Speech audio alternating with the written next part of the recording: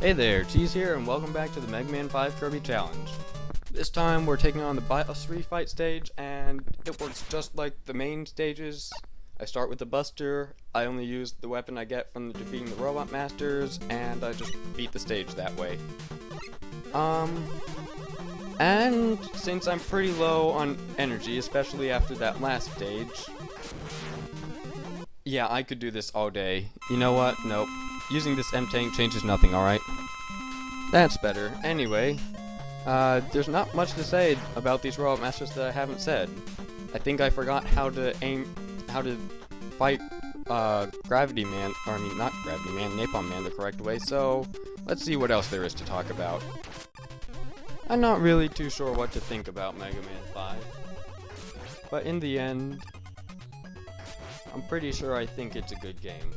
One of the complaints I hear about most often about Mega Man 5 is that the weapons are terrible, and that I pretty freely admit that to be the case. But another complaint that I hear about Mega Man 5 is that the stages are boring, and I don't think that's the case. Wait, well let's go through the stages, I guess. Snowman stage obviously is boring. It's built around being boring. That's not good. Then you have Waveman stage.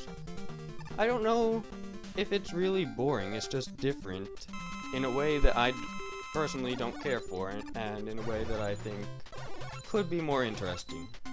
Compared to the first half of the stage, the jet bike segment is definitely and then after that, really, most of the other stages are pretty good. I guess the next in line for not too interesting would be Gyro Man stage, which is just an air stage with some air enemies and, you know, chickens, cannons, lots and lots of air enemies, yeah. But after that, you've got Starman stage, you've got Gravity Man stage, you've got Napalm Man stage, you got Crystal Man stage, all really good stages. There's also another stage, because that's only 7, Charge Man stage, that's also a good stage. Like, they're all 5 of those stages are really interesting, and really, like, good at their theme. Even if the enemies don't necessarily, stick to that theme, like, you know, Crystal Man featuring bouncing heads as one of its unique enemies. They're still good stages with interesting obstacles and different kinds of gameplay, and I like it. Then you get the Fortress stages. They're fun. People say they're bland, but I honestly think the Fortress stages in Mega Man 5 are some of the best Fortress stages in the series. Granted, that's mostly because I also think that so many games in the series did the Fortress stages wrong. But these are good. These are so good.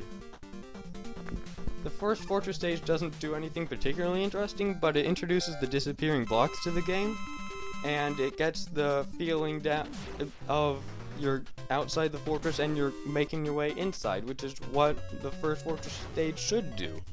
And what was the second fortress? Oh, the second Fortress stage is just a mix of enemies and cramped spaces.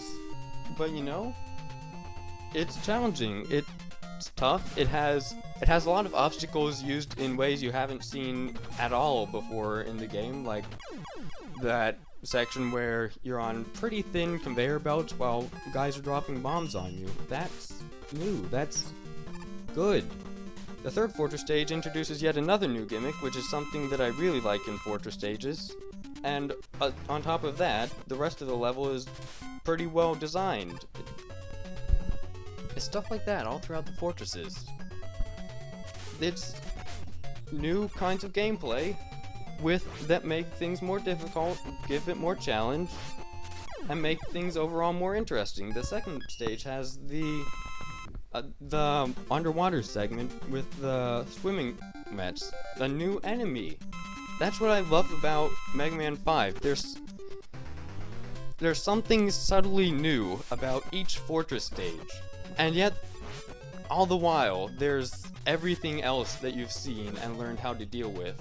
All these things configured in situations where you have really got to pay attention if you're going to get through safely. They're really good fortress stages, and some of the least bland in the series. Anyway, I've been recording this without watching the video. Let's see how it's going. Wow, some of those fights were pretty shameful. Anyway, here we are at the boss. It's weak to Star Crash, so gotta start with Gravity Man and end up with Star Crash. This boss, the bottom little bronze plate part is entirely invulnerable. It'll deflect all the shots, so Star Crash's huge hitbox actually works against you here. It's a little terrible, but it's not too hard. The Star Crash's hitbox is kind of weird. It's smaller than it looks like. I swear, the Star Crash's hitbox, it's like not where the stars actually are, but all the area inside the stars for some reason. And I don't know why it's only that part, but I think it is. Weird, huh? Anyway, we're on to the final stage. See you next time. Even if a lot of the new things that are being introduced are things that we've seen elsewhere in the series, they haven't been used in Mega Man 5 before, and they're a breath of fresh air. Why do I keep saying that?